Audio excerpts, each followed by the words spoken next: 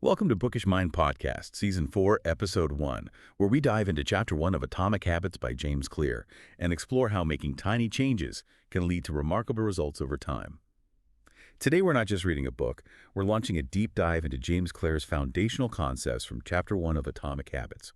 You're going to hear a compelling personal story, a fascinating real-world case study, and, well, a powerful framework for understanding how even the smallest actions can create monumental shifts in your life. Our mission for you, our listener, is to unpack these foundational ideas and discover how they can dramatically reshape your understanding of success and personal growth. Let's jump in. We're going to kick off with James Clear's own remarkable story. Picture this. It's the final day of his sophomore year of high school, and he's standing on a baseball field when a bat slips, hits him square in the face. Ooh. Yeah. The immediate impact was devastating. A crushed nose, multiple skull fractures, shattered eye sockets, lost sense of smell. He was unconscious, suffered seizures, Oh, wow. and was placed in a medically induced coma before being airlifted to a hospital. Oh, that's incredibly serious. And when he finally regained consciousness, he was incredibly disoriented. He thought it was 1998, not 2002. Oh. He mistook George W. Bush for Bill Clinton, and, maybe most chillingly, it took him a full 10 seconds to recall his own mother's name. That kind of brain injury is profoundly severe. I mean, his body was battling for basic critical functions like swallowing and even breathing. Right. The medical team putting him in a coma, putting him on a ventilator. That really highlights just how dire his situation was. It's a stark reminder of our body's intricate systems and, how vulnerable they can be. Really emphasizes the absolute necessity of rapid medical intervention. And the recovery was just an uphill battle. He struggled with double vision for weeks. Yeah, that must have been tough. And there was this one alarming moment when, after blowing his nose, his left eye actually bulged outward because air was forced through the fractures in his eye socket. Oh my gosh. It was 8 months before he could even drive again, practicing, basic motor patterns in physical therapy. The physical challenges were immense. Sure. But the mental and emotional toll, especially for a young athlete, must have been overwhelming. You're absolutely right. For a young athlete with aspirations, that kind of long, arduous recovery, it tests determination in ways most of us can barely imagine. It wasn't just about the physical healing. It was about the profound psychological resilience required to rebuild his entire sense of self, to face the setbacks and just keep going. Mm-hmm. That mental fortitude was absolutely as critical as any medical treatment. His return to baseball was equally humbling. A year after the injury, he was the only junior cut from the varsity team, relegated to junior varsity. Ouch. For someone who dedicated his life to the sport since age 4, that was a truly crushing blow. He described sitting in his car, crying, just trying to find a song, to make him feel better. Understandable. Even as a senior, he only logged 11 innings on varsity. Just 11. Wow. But then a truly pivotal shift occurred at Denison University. Instead of fixating on immediate athletic glory, he completely reoriented his focus. He started building small, consistent habits. While his peers pulled all-nighters, he prioritized good sleep, going to bed early. Smart. In a notoriously messy college dorm, he made it a point to keep his room neat and tidy. And he systematically improved his study habits. Small things. Just those basics. Exactly. And the results of these seemingly minor changes were astonishing.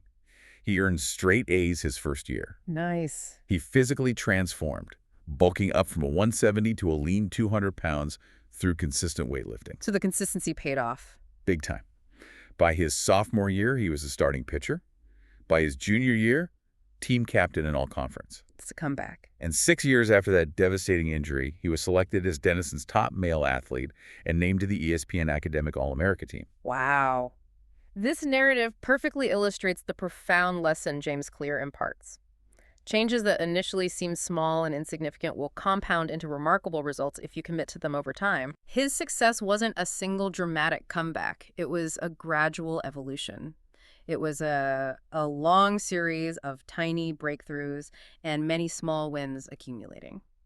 It just shows the undeniable power of consistent, incremental effort. It really challenges our typical approach to improvement, doesn't it? We always want the big leap. Right. So when we talk about atomic habits, what profound truth about change does that single word really encapsulate for us beyond just small? Well, it's kind of a paradox, isn't it? The truly remarkable insight James Clear shares is that the most fundamental building blocks of change, the atoms, are also the source of explosive exponential power. Okay. So first, atomic refers to an extremely small amount, like the single irreducible unit of a larger system. It's a tiny piece. Exactly. But second, and this is crucial, it also means the source of immense energy or power. So an atomic habit isn't just small, it's incredibly potent when it's part of a larger interconnected system. It's tiny, yes, but it packs a punch because of its foundational nature. Got it. Small and mighty, yet foundational. And what about the other half of the title, habit itself? How does Kleerin define that? Pretty straightforward. Yeah, pretty much. A habit is simply a routine or practice performed regularly. It becomes an automatic response to a specific situation. It's something you do without really thinking about it, almost on autopilot. Perfect. Now let's explore a fascinating real-world case study that vividly demonstrates this concept. British Cycling. Oh, yeah, this is a great example. For 2003, their track record was dismal. We're talking nearly a century of mediocrity, only one Olympic gold medal since 1908, and 0 Tour de France wins in 110 years. Basically nothing. It was so bad that a top European bike manufacturer actually refused to sell them bikes, fearing it would damage their brand. That's bad. But then came Dave Brailsford, their new performance director. His revolutionary strategy was something he called the aggregation of marginal gains. Marginal gains sounds small. Exactly. The philosophy was to seek a tiny 1% improvement in absolutely everything they did. Everything. Okay, so what kind of things? Well, they started with the expected stuff. Redesigned bike seats for comfort, rubbing alcohol on tires for better grip, electrically heated overshorts to maintain muscle temperature. Standard performance tweets. Right. Biofeedback sensors to monitor athlete response, testing fabrics in wind tunnels, even using indoor racing suits for outdoor riders because they were lighter and more aerodynamic. Makes sense. But they didn't stop there. This is where it gets interesting. They sought even more unconventional 1% improvements. Like what? They tested different massage gels for faster muscle recovery. They hired a surgeon to teach riders the best hand-washing techniques to reduce colds. Seriously? Hand washing? Yep. They determined the optimal pillow and mattress for each individual rider. They even painted the inside of the team truck white. White. Why? To spot tiny bits of dust that could degrade bike performance. That level of detail. Wow. It's striking how these hundreds of seemingly minor improvements, when you add them all up, when they accumulated, led to such a transformative impact. Totally. Each one alone might have seemed negligible, maybe even silly, but together they formed this unstoppable force. It's a powerful example of how consistent, detailed effort truly compounds. And the results were, frankly, astounding.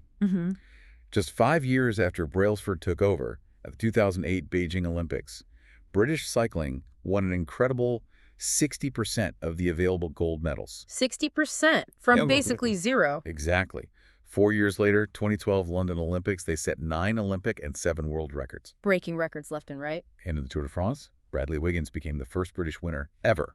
Then Chris Froome won multiple times. The team got 5 wins in 6 years. Incredible. This incredible transformation connects directly back to you, the listener, and the core message of Atomic Habits. It wasn't some grand breakthrough or a sudden influx of superstar talent. It was the compounding effect of countless small, daily choices and incremental improvements. It's a powerful testament to consistent effort over time, just sticking with it. It's so easy for us to overestimate the importance of a single defining moment, isn't it? And completely underestimate the value of making small daily improvements. Absolutely. We often convince ourselves that massive success requires massive action. We look for that earth-shattering improvement everyone will talk about, when the real power lies in the mundane, the consistent 1%. And what's truly remarkable is the actual math behind this. Clear lays it out. If you get 1% better each day for 1 year, you end up an astounding 37.78 times better. 37 times. Yeah. Conversely, if you get 1% worse each day for a year, you decline to nearly zero, specifically 0.03. Wow, that's stark. It really illustrates how what starts as a small win or a minor setback accumulates into something far, far more significant over time. It's truly like the compound interest of self-improvement for habits, as Clear calls it. Exactly. The same way money multiplies through compound interest, the effects of your habits multiply as you repeat them. They seem to make little difference on any given day. Right, you don't notice it day to day. And yet the impact they deliver over months and years can be enormous. It's only when looking back 2, 5, or maybe 10 years later that the true value of good habits and the cost of bad ones becomes strikingly apparent. And that's precisely why we often dismiss small changes, isn't it? They don't show immediate results. No instant gratification. Exactly. If you save a little money today, you're not instantly a millionaire. If you go to the gym for 3 days, you're still out of shape. If you study a new language for an hour, you haven't mastered it. This lack of immediate feedback makes it so easy for us to just slide back into old routines. Similarly, why do bad habits creep in? A single unhealthy meal or procrastinating for a day seems minor, right? No big deal. But these 1% errors accumulate into truly toxic results down the line. It's the compounding of many missteps that eventually leads to a problem. That's such a great way to frame it. The book uses this powerful airplane analogy. Oh yeah, I like this one. Imagine you're flying from Los Angeles to New York City. If the pilot adjusts the heading just 3.5 degrees south at takeoff, it seems negligible the nose moves only a few feet. Barely noticeable at first. But by the time you land, you'll be hundreds of miles away in Washington, D.C. instead of New York, just from that tiny shift. That translates directly to life. A slight change in your daily habits, just that 1% adjustment, can guide your life to a very different destination over time. Yeah. Success is truly the product of daily habits, not these once-in-a-lifetime transformations we dream about. It's less about where you are right now and more about whether your habits are putting you on the right path. Like a millionaire spending more than they earn each month, they're on a bad trajectory. Right. While someone broke but saving a little bit every month is on the path toward financial freedom eventually. It's the direction, not just the current position. So what does this all mean for you, the listener? Your outcomes are a lagging measure of your habits. Your net worth is a lagging measure of your financial habits. Right. Your weight is a lagging measure of your eating habits. Your knowledge is a lagging measure of your learning habits. Your clutter. It's a lagging measure of your cleaning habits. Exactly. Ultimately, you get what you repeat. This just underscores why understanding the details of habit formation is so crucial. Time magnifies whatever you feed it. Good habits make time your ally. And bad habits make it your enemy. Precisely. Habits are a double-edged sword. They can build you up or cut you down with equal ease. And Clear highlights how habits compound both positively and negatively. On the positive side, productivity compounds like automating tasks or mastering new skills. Right. Knowledge compounds, each book opening new ways of thinking. Relationships compound, being a little nicer in each interaction can build strong connections over time. But the flip side is also true. Negatively, stress compounds, leading to serious health issues. Yeah. Negative thoughts compound, trapping you in these mental loops. And outrage compounds microaggressions, slowly multiplying until one event just erupts. Now, let's talk about something many of us experience. The valley of disappointment and the plateau of latent potential. Yes, this is key. The book uses the simple yet profound ice cube analogy. Imagine an ice cube in a cold room at 25 degrees Fahrenheit. Okay. The temperature rises to 26, then 27, 28, 29, 30, 31 degrees. Nothing happens. The ice cube is still solid. Still looks the same. But then at 32 degrees, it melts. That single degree, seemingly no different from the increases before it, unlocks a huge change. This is such a critical point because it often trips people up. Breakthrough moments are frequently the result of many previous, seemingly unproductive actions building up the potential required to unleash a major change. It's hidden potential. Exactly. Yeah. Think about cancer, often undetectable for 80% of its life before rapidly taking over. Or bamboo. Oh, the bamboo example. Yeah. It builds extensive root systems underground for 5 years, you see nothing. Then it explodes 90 feet into the air in just 6 weeks. Correct. This isn't wasted effort during those 5 years. It's work being stored, potential being built, just waiting for that threshold. Exactly. And that's why we hit the valley of disappointment. That frustrating period where progress isn't linear, especially in the early stages. You feel like you're putting in work, but getting nowhere. Right. Changes can seem ineffective for days, weeks, or even months. It doesn't feel like you're going anywhere, which is a hallmark of any compounding process. The most powerful outcomes are delayed. And this is a critical point where so many people give up. They haven't yet crossed what Clear calls the plateau of latent potential. Their work wasn't wasted, it was simply being stored, like the ice cube's temperature increasing before it finally melts. Right. The challenge is to persist through that invisible period of progress. Even when there's no immediate reward, you have to trust the process. Which means overnight success is usually just the outside world finally seeing the dramatic breakthrough. Yeah, they see the bamboo shoot up. not the long, incremental, often invisible work that preceded it. It's the human equivalent of geological pressure, maybe. Tectonic plates grind against each other for millions of years, slowly building tension. All right. Then, one day, they rub each other again, same way they have for ages, but this time the tension is too great. An earthquake erupts. Change can take years before it happens all at once. That makes so much sense. It reminds me of that Jacob Riis quote that hangs in the San Antonio Spurs locker room. The stonecutter one? Yeah. When nothing seems to help, I go and look at a stonecutter hammering away at his rock, perhaps 100 times without as much as a crack showing in it. Yet at the 101st blow it will split in two, and I know it was not that last blow that did it, but all that had gone before. Perfect analogy. So what does this all mean for you, the listener? Mastery requires immense patience. Understanding this concept of the plateau of latent potential is absolutely key to sticking with good habits long enough for them to truly compound and break through. It's like cultivating a delicate flower one day at a time, while breaking a bad habit is like trying to uproot a powerful, deeply entrenched oak tree. Yeah. The real challenge isn't just knowing the ice cube melts at 32 degrees, but having the faith to keep raising the temperature from 25 to 31, even when nothing seems to be happening. That's a powerful image. Okay, now let's challenge some prevailing wisdom. Many of us are taught that the best way to achieve what we want, whether it's getting in shape, building a business, whatever, is to set specific, actionable goals. Right, the SMART goals, apparently. Exactly. But Clear suggests this might be the core flaw in our traditional approach. He argues we should focus on systems instead. What's the fundamental distinction between the two, as he learned from Scott Adams, the creator of Dilbert? James Clear, drawing from Scott Adams, makes this crucial distinction. Think of it this way. If your goal is the destination on a map, your system is the GPS guiding every turn you make. Okay. Goals are about the results you want to achieve. Systems are about the processes that lead to those results.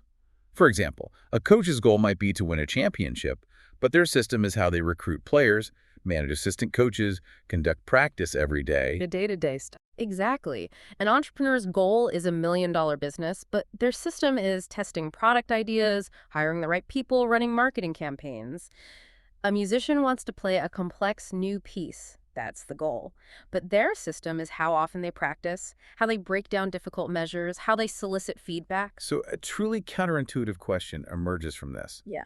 If you completely ignored your goals and focused only on your system, would you still succeed? The answer, as Clear proposes, is a resounding yes. Bill Walsh, the legendary 49ers coach, famously said, "The score takes care of itself." Focus on the process. Right. Goals provide direction, sure, but systems are what actually make progress happen.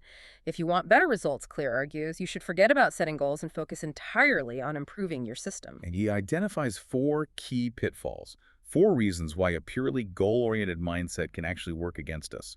First, winners and losers often have the exact same goals. Yeah, that's a good point. Survivorship bias. Right. Every Olympian wants a gold medal. Every job applicant wants the job. What differentiates them isn't the aspiration, but the system they implement day in, day out. The British cyclists always wanted to win the Tour de France. That was always the goal.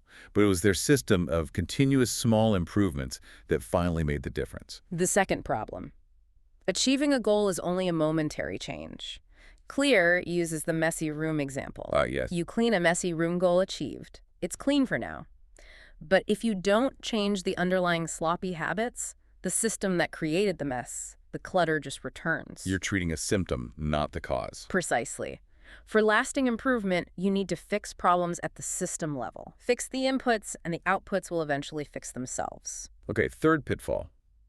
A goal-oriented approach can actually restrict your happiness. We fall into that trap of once I reach my goal, then I'll be happy. The deferred happiness trap. Yeah, constantly putting off satisfaction. It creates either-or scenario.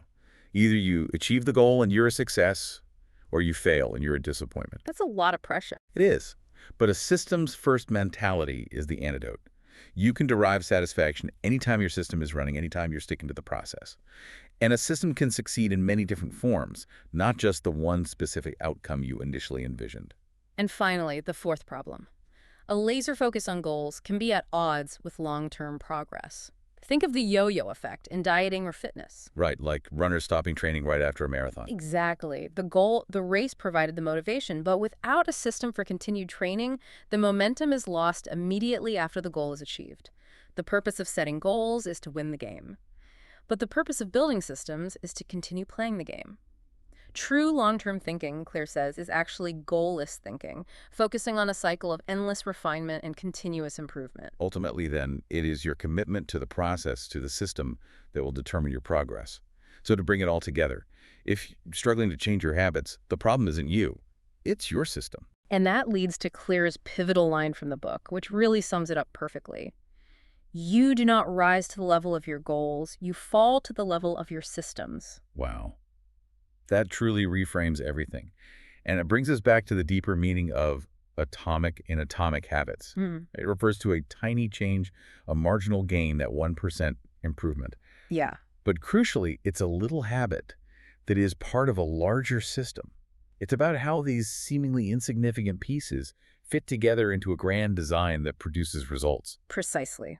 Just as atoms are the fundamental building blocks of molecules, atomic habits are the building blocks of remarkable results. They are these tiny routines that may seem insignificant at first, but they build on each other, fueling bigger wins that far outweigh the cost of their initial investment. Small but powerful. Exactly. They are both small and mighty, a regular practice or routine that is not only small and easy to do, but also the source of incredible power, because it's a core component of a system of compound growth. What a deep dive. We've covered a lot today.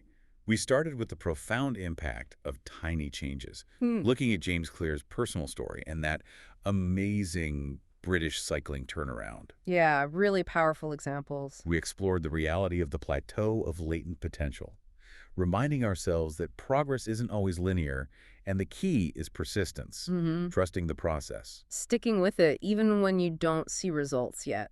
And we've fundamentally shifted our thinking, or at least challenged it, moving from focusing only on end goals to the critical importance of building effective systems. It's clear that understanding how habits work, and crucially, designing them to your liking, is absolutely essential. Because habits are truly a double-edged sword. They can either systematically build you up or subtly cut you down over time. The choice of how you wield that sword, well, that's entirely yours. So, for you, our listener, here's a final provocative thought to mull over until our next deep dive. Consider one area of your life where you feel stuck or maybe overwhelmed by a big goal. What's one tiny, almost imperceptible 1% improvement or atomic habit you could implement in your system starting today? Just one small thing. And how might that single consistent step alter your trajectory over the next year? Something to ponder.